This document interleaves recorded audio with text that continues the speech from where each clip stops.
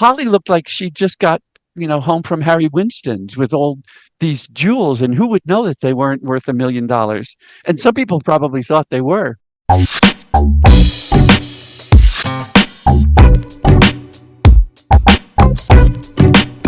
Well, where did she get her jewelry? I'm just curious. Probably from the same guy who got her the big long furs. Remember the fur guy?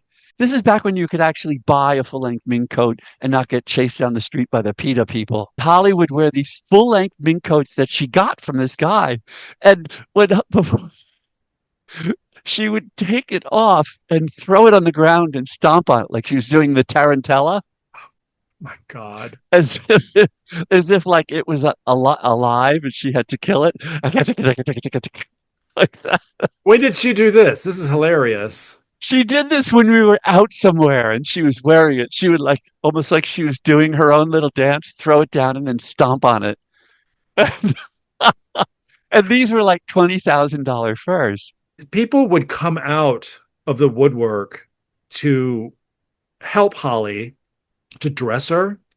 One major source, and I drove Holly there, was the Bob Mackie warehouse. It's over in the valley. And the guy who was the source there, his real name was Worthy Yes. Meacham, and his drag persona was Mama, and he worked there. And Holly somehow would get these real Bob Mackie loaners for nothing from him. Oh, bring it back whenever you're done with it. And I would say, a couple months later, Holly, don't you have to bring that back to Mama? Gosh, the Bob Mackie warehouse. That's amazing. Yeah. And I remember walking through and looking up because it was, had really high ceiling and these shelves about 10 feet off the ground. There would be a mannequin with Cher's outfit from an episode of the Cher show or the Sonny and Cher show.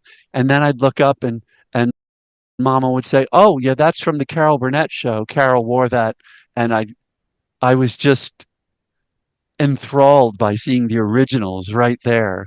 Isn't that neat? And didn't even have to buy a ticket. Yeah, didn't even have to pay for a ticket. That's good.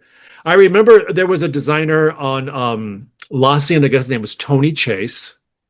And Tony Chase designed for Dolly Parton. He invited Holly into his showroom, and they must have gone back, to New York. They must have known each other because he gave her a fantastic red beaded gown that she wore to the premiere of Superstar, the documentary by Chuck Oh, Workman. right. I was there that night. Tell me about the premiere of Andy Warhol, of I Shot Andy Warhol. That's a glorious night. I mean, that's a big deal for Holly. Yeah. You got 15 cents? I have a lot more than 15 cents. Oh, swing it. And you can buy me dinner. Walking piece of slop.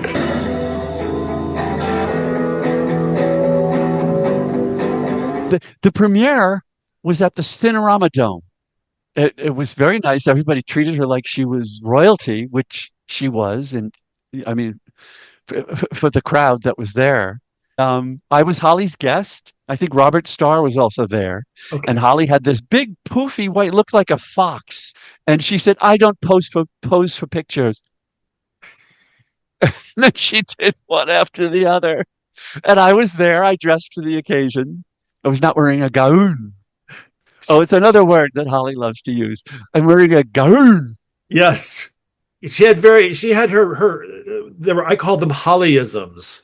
Yeah. Yeah. Oh, yes. One of them was fish piss. Mm-hmm. That was our shorthand for a bottle of wine.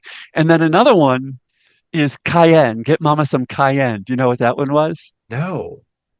There was that stuff called Fixodent to put one's dentures in. Mm-hmm. And Holly would say, "Get Mama some cayenne." So she didn't have to say some of that denture stuff. But we knew what it was.